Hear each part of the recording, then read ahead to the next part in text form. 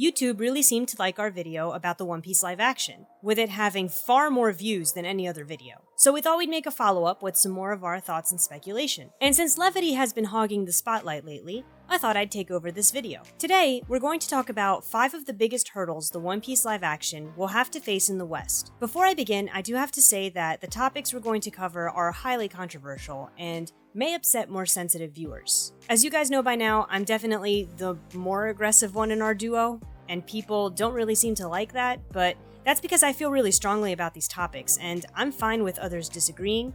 But remember, this is just a bunch of opinions and speculations, and this video is just something for thought, and it's not made to upset anyone.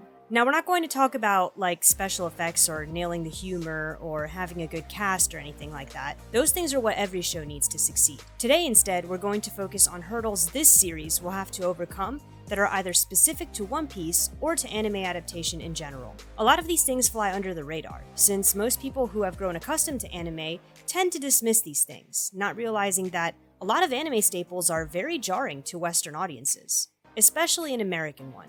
Since we here at The Voice of All Things mostly consume American entertainment, these things do stick out to us. Of course, this isn't an exhaustive list, but just the 5 things that will most likely cause problems. Number 5 is race. Race is a very volatile subject in the United States, and a show that lacks a diverse cast and crew often comes under a lot of scrutiny.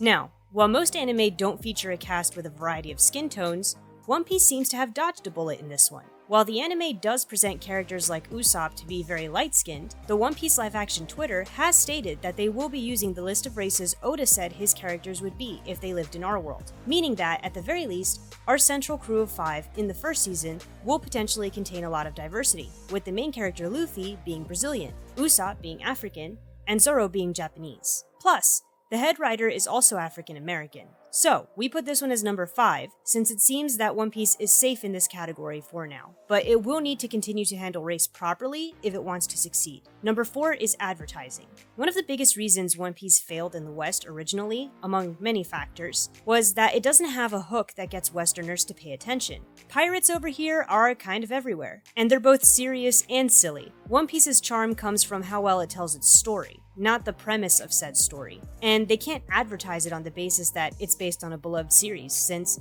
most people run away when they hear anime adaptation. So how can Netflix advertise One Piece? Number 3 is death. If you asked anyone who loves One Piece with all their heart what their least favorite part of the series is, they will either say, "Why didn't Pell die?"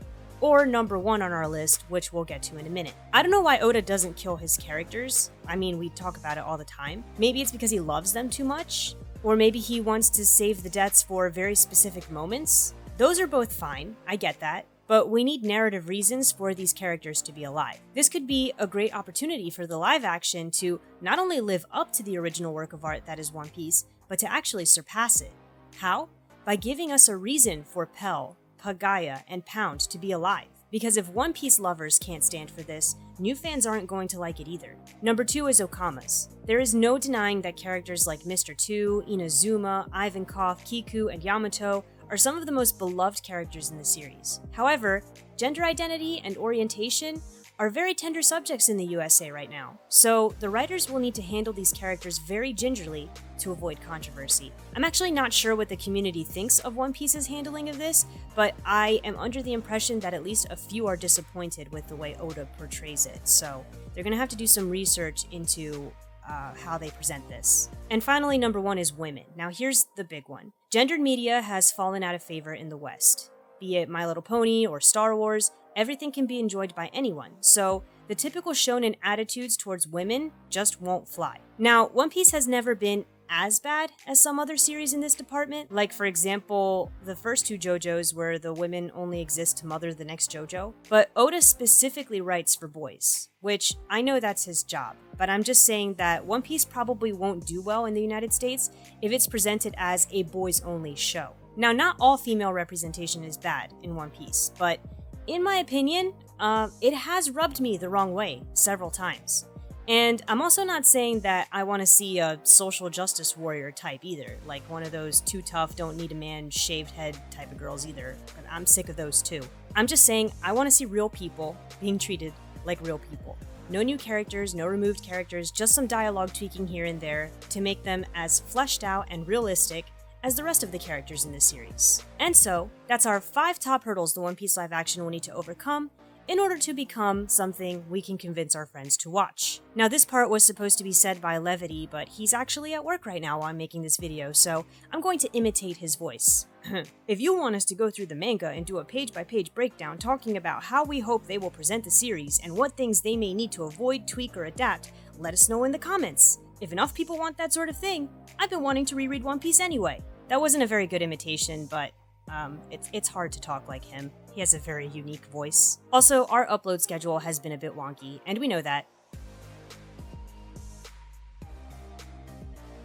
So, stay tuned for our next video, but don't feel disappointed if we miss a week or two. We didn't forget about you guys. Geigo! Hey there! Don't leave without subbing. Hey there! Don't leave without liking. Hey there! Don't forget to comment. Hit the bell! Hit the bell! Hit the bell!